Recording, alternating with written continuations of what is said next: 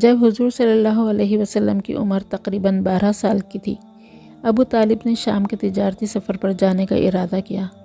تجارتی قافلہ روانہ ہوا۔ قافلے میں آپ صلی اللہ علیہ وسلم بھی شامل تھے۔ قافلہ مختلف علاقوں سے گزرا، بہت سے شہروں میں ٹھہرا اور بالآخر شام کی سرزمین میں پہنچ گیا اور وہاں کے ایک مشہور شہر بصرہ میں پڑاؤ ڈال دیا۔ بصرہ میں بحیرہ نامی ایک راہب تھا۔ اس کے گرجا گھر کے پاس ہی ایک سایہ دار جگہ تھی۔ قریشی تاجر جب بھی بصرہ پہنچتے وہیں پر ٹھہر کر کچھ دیر آرام کرتے، پھر آڑھتیوں اور بیوپاریوں سے ملتے۔ اسی طرح سب اپنے کاموں میں لگے ہوئے تھے کہ ایک قاصد آیا اور بولا، آپ لوگ بحیرہ کے ہاں تشریف لے چلیں، انہوں نے کھانے کا اہتمام فرمایا ہے اور آپ تمام لوگوں کو دعوت دی ہے۔ لوگ حیرت سے ایک دوسرے کا منہ تکنے لگے، نگاہیں گویا ایک دوسرے سے پوچھ رہی تھیں۔ وہ یہاں کئی بار آئے تھے، ٹھہرے اور چلے گئے، لیکن بحیرہ نے کبھی نہیں پوچھا آج ہی وہ کیوں اتنا مہربان ہے۔ بہرحال کرتے کیا دعوت قبول کر لی اور تمام لوگ قاصد کے رہنمائی میں روانہ ہو گئے۔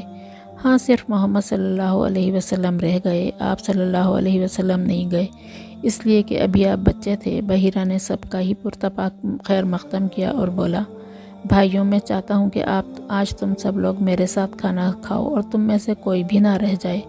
اہل قافلہ بولے، ہم سب آ گئے ہیں، ہاں ایک چھوٹا لڑکا بھی ساتھ تھا، اس کو وہیں چھوڑ آئے ہیں۔ بحیرہ نے کہا، نہیں لڑکا ہے تو کیا ہوا، اس کو بھی بلا لاؤ، وہ بھی یہیں کھانا کھائے گا۔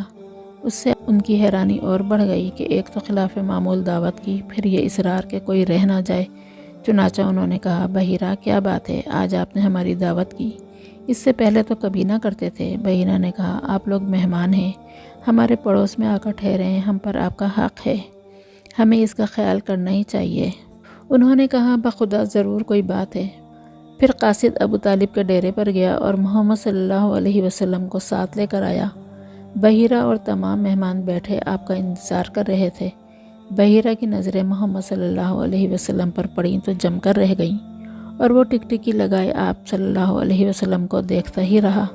سب نے کھانا کھایا اور ادھر ادھر پھیل گئے، کوئی تو چہل قدمی کر رہا تھا اور کوئی گھوم پھر کر بحیرہ کا گرجا گھر دیکھ رہا تھا۔ اس وقت بحیرہ آپ کے پاس آیا اور بولا، بیٹے تمہیں لات و عزیٰ کی قسم جو کچھ پوچھوں بتلا دینا۔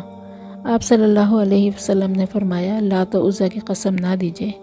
بحیرہ نے کہا، اچھا خدا کی قسم جو کچھ پوچھوں سب بتلا دینا۔ آپ صلی اللہ علیہ وسلم نے فرمایا، پوچھئے کیا پوچھتے ہیں۔ اب بحیرہ آپ صلی اللہ علیہ وسلم سے آپ ہی کے بارے میں مختلف سوالات کرنے لگا۔ کچھ مزاج اور طبیعت کا حال پوچھا، کچھ عادات و اخلاق کے بارے میں دریافت کیا اور آپ اس کے ہر سوال کا جواب دیتے رہے۔ اتنے میں ابو طالب محمد صلی اللہ علیہ وسلم کو لینے آ گئے۔ بحیرہ نے پوچھا، یہ لڑکا تمہارا کون ہوتا ہے؟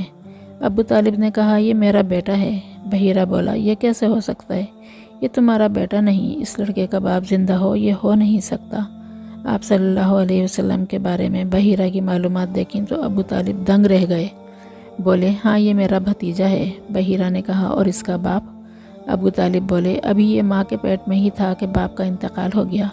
بحیرہ بولا، تم نے سچ کہا، اب اپنے بھتیجے کو گھر واپس لے جاؤ اور دیکھو اسے یہودیوں سے بچائے رکھنا۔ خدا کی قسم اگر انہوں نے دیکھ لیا اور جس حد تک میں نے اسے پہچان لیا ہے انہوں نے پہچان لیا تو اس کی جان کے پیچھے پڑ جائیں گے۔ تمہارا یہ بھتیجا ایک عظیم انسان ہوگا۔ پھر وہ واپس ہو گیا، چہرہ خوشی سے اور اطمینان سے چمک رہا تھا اور زیر لب وہ کہتا جا رہا تھا، میرا اندازہ بالکل صحیح نکلا۔